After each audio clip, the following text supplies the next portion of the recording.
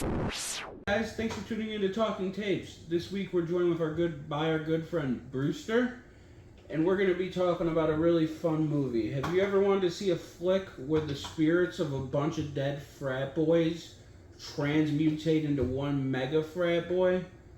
I think I have just the movie for you. This week we're talking about Dude Bro Party Massacre 3.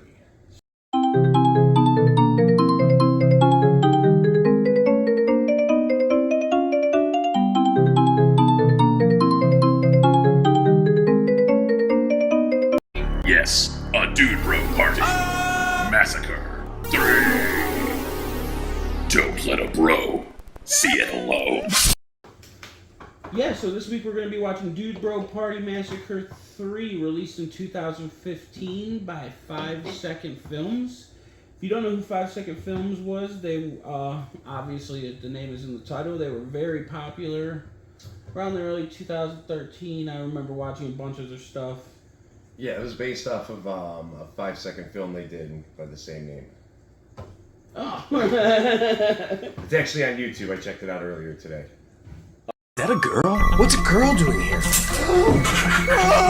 Dude Bro Party Massacre 3. Oh yeah, this movie is streaming on Amazon, so if you want to pause right here, watch along, it's definitely worth checking out for your own, because there are so many crazy things that happen in this movie that we're not going to be able to touch base on pretty much a lot of it. We'd hit some of our favorite points, some of the funny parts, and yeah. If you ever wanted to see a movie with Larry King getting killed by a javelin, this is it. This is the one. And I had to wonder, was she on our side? if you didn't realize, this is the first movie we're watching that is not a tape. No, it's not. I have a Blu-ray. I do own those too, so You splurged. I splurged.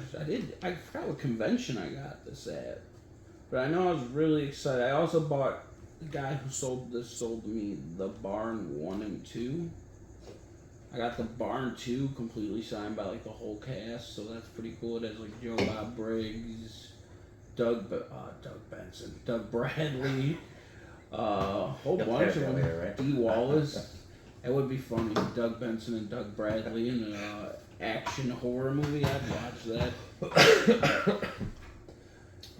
So, what was your favorite death scene in the movie? Oh my god, there are so many of them. It's hard to even remember any of them because this movie is so just absolutely filled with a death pretty much every... You picture any 80s slasher trope kill, and you've got it in this movie. You've gotten pretty much all of them. I'm trying to think through what all the kills were. I think the intestines in the bath and the toilet were a good one. That is one Sizzler. of them. Are we going to spoiler territory? Do we gotta warn about spoilers? Oh no, yeah, we spoil movies here. All right, the buzzsaw decapitation in the front. I have a thing for flying buzzsaw frisbee type stuff. That might be the number one kill for me for sure. The flying buzzsaw, I forgot. But what about Spike's the beer tap on his brain, where she drains the blood on his head? I forgot about that one. Pumps it, drains it out. Where's the tap?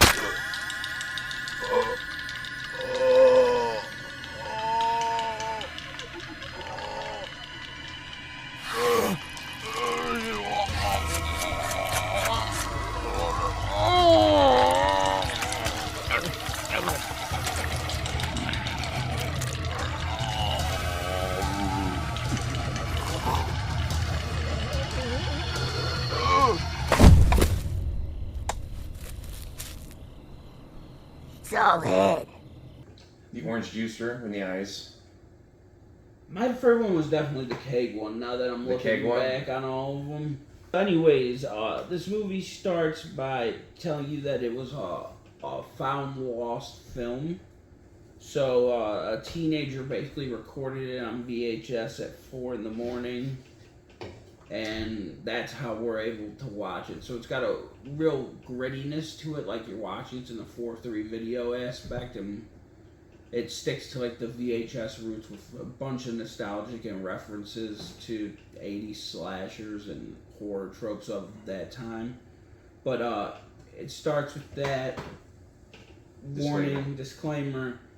And then does it go into the backstory of what happened to Brock or what happened in the first two movies? It does, with a very interesting way to say the name of the movie in the movie.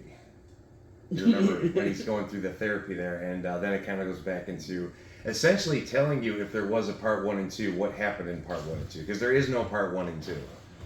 There is no Dude Bro Party Massacre 1 and 2. That had to do with the guy from 5 Second Films saying that all movies from the 80s, the third ones were like the worst or something, so they just kind of started with this one. Isn't it, Thanksgiving did the same thing where they just skipped the second one? I think so, yeah. I know that they all say back in the day, Halloween 3 and those were all like the worst out of the bunch. I will not listen to Halloween 3 slander. I'm not dissing it. I'm not saying it was terrible. For what it was, I understand why if it didn't have Halloween in the title, I don't disagree with you. It would be a way more respectful I don't disagree with you there. I don't disagree with you there. In the comments, drop what the worst threequel is. How about Friday the 13th 3D? That's one of the best ones. No, I'm going with part 5. People get killed all over a candy bar. My favorite one is Jason X. No judgment.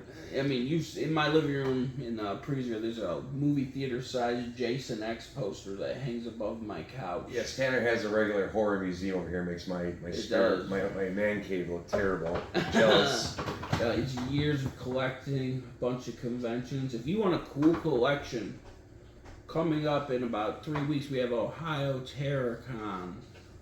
If you visit ohioterrorcon.com, you can find out more information about tickets, hotels, how to get there, see how well Zacky Poo can build a website. You'll get Zacky Poo on here in the next month or two. You know it's not the Tiki project if we somehow, me and Zach, don't weasel our way into each other's work, because that's what we do. But yeah, Ohio TerrorCon, Toxic Avenger reunion, all that. This isn't sponsored, but we get in for free, so it's kind of sponsored. We kind of got to call them out a little bit. Me and Brewster will be doing the Toxic Avenger panel. So come see us, watch the movie with the whole cast. Then after, listen to me and Brewster nervously ask them questions. We've never done a panel, but we're in charge of the biggest one. Let's hope Bozo and Slug aren't as mean as they were in the movie. I'll roast them. No. Don't forget the I think one of the sole survivors of the movie, Andrew WK. Ripstick. Oh! That was Andrew WK. I think your board commented on about it earlier. Yeah, I forgot how many. There's a lot of cool, funny, blink and you miss it cameos in this movie. A few of them. John Francis Daly's in there somewhere. Somewhere. Ripstick is a great name. I wish instead of Tiki, y'all called me Ripstick. I don't know. Turbo was a cool nickname, except for the guy was a douchebag. I kept paying attention to how they spelled it at the bottom. With an X? Yeah. I thought, we would have just got the regular TURBO, but I was like, oh, they went fancy with it on the subtitles. Maybe it was his hairy dick. I don't know. He does have a hairy, tiny baby dog dick. Brock gets killed, and his twin brother Brent. His twin brother Brent comes to try to solve the mystery of what happened to his brother who got killed in the beginning of Dude Bro Party Massacre 3. The Motherface murders. The Motherface murders. That is the name of the killers. In the first one, it was the mom. The second one, it was the daughter of the mom. Spoilers. In the third one, it's also the daughter. The twin sister. The twin sister. A lot of twins in this movie. It's a good reason, 80s cliches. Slashers replace the main actor with a twin and use the same actor. Can we go on about Officer Schminkle?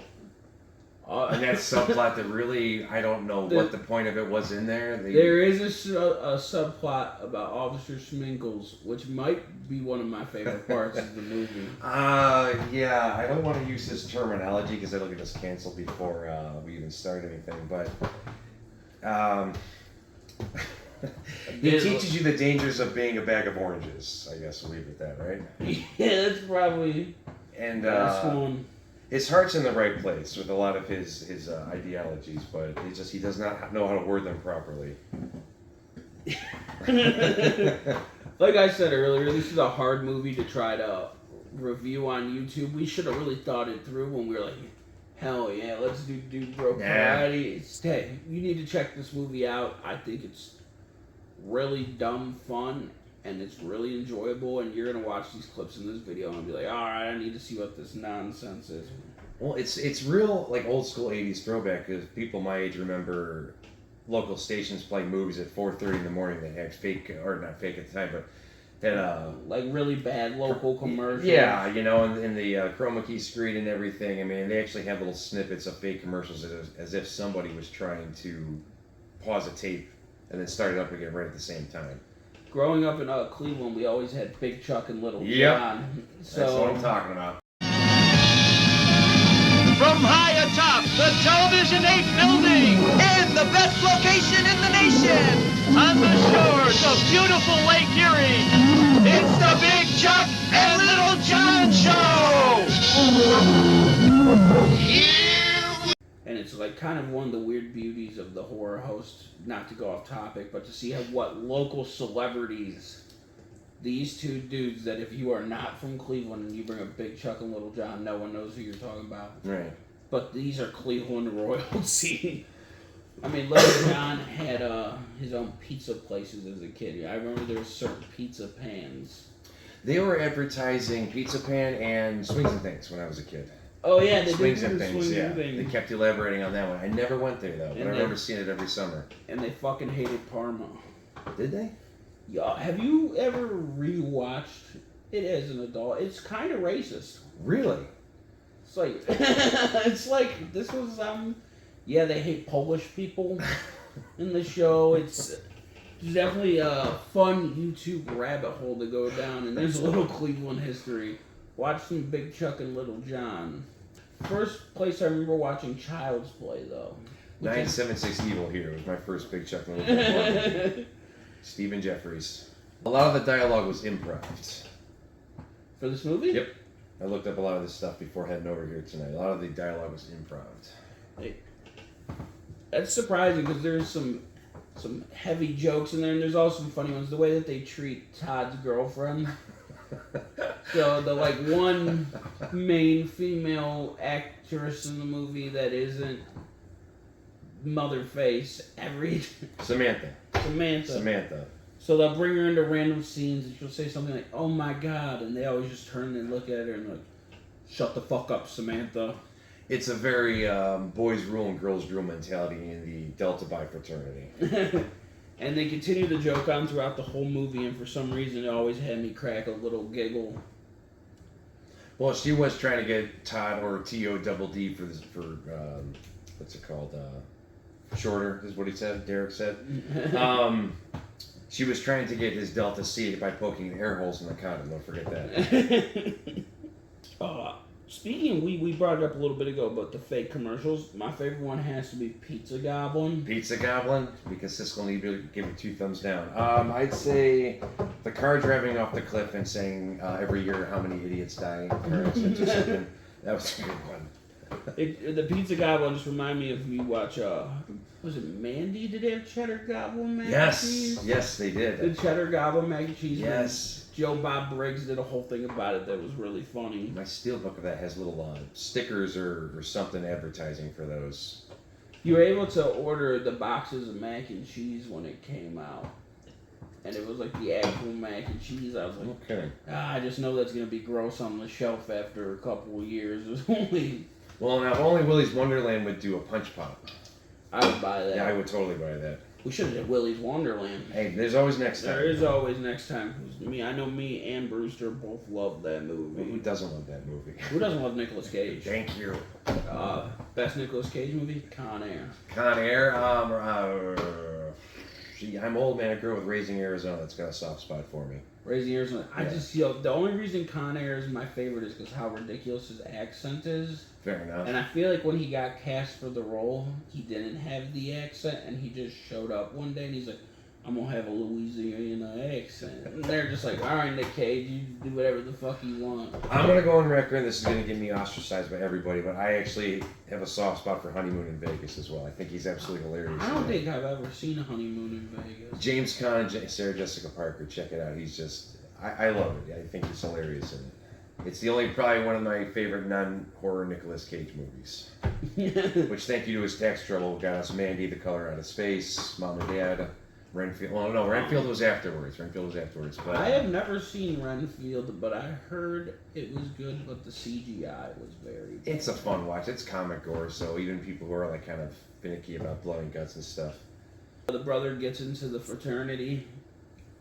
A bunch of hijinks and weird fast, rapid-fire jokes happen.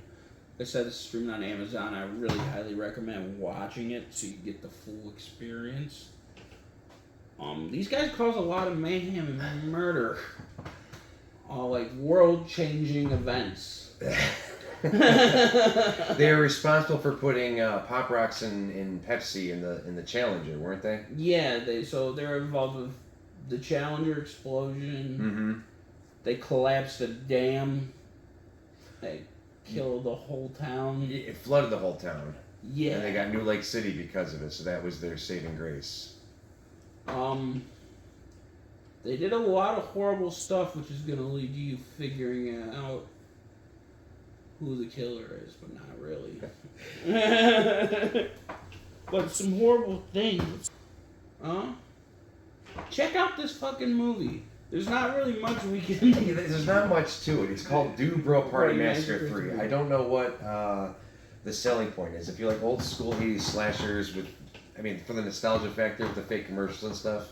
And if you just want to sit down, kind of shut your brain off and take some, really dumb, easy to comprehend, rapid fire jokes. It's gore is all hell, too. Yeah, honestly, the kills in it are pretty fucking awesome. They play up to the cheese level, which it plays really well into the movie with the practical effects that they do use. Like we mentioned, he had the keg scene and just the blood coming out of it. Really thought out, well-produced kills for such a goofy movie. The whole special effects are basically like if you're watching behind-the-scenes documentary. Would you agree? Oh, you yeah. know, they're showing you how they make this stuff, like basically water balloons filled with red stuff. It's purposely made to look terrible.